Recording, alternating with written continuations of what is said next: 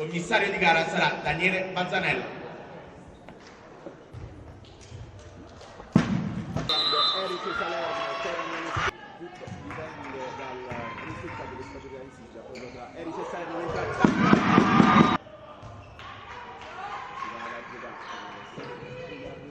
Oscar Menechini, tutta sola di fronte a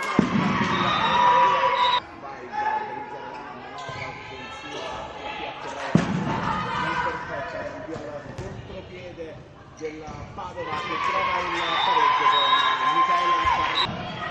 Allora vanno subito avanti, occhio qui perché Vanessa super più Corrazzi da un paio del 5-3. Il scambio proprio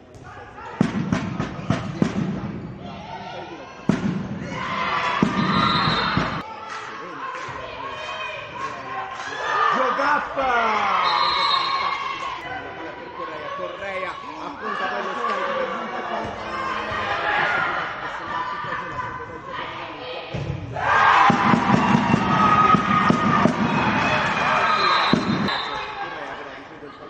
sulla spiega davanti a Razzica.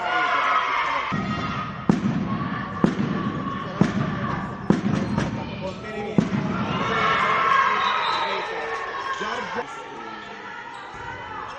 Correa la finta poi dalla valle rete.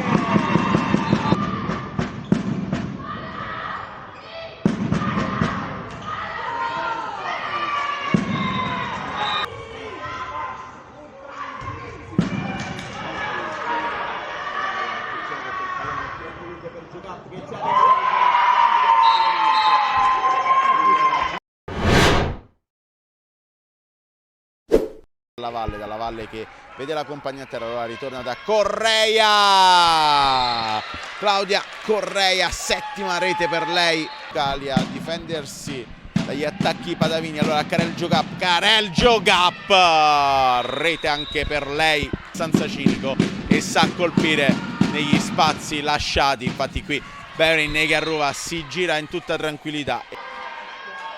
Poi Campestrini con Correa, l'attacco, le due Negharova con Vanessa Jogap che serve Beverin Negharova, un missile. Poi Beverin Negharova per Vanessa Jogap che è sotto fallo. Serena Negharova a sfidare la difesa, ci va Karel Jogap.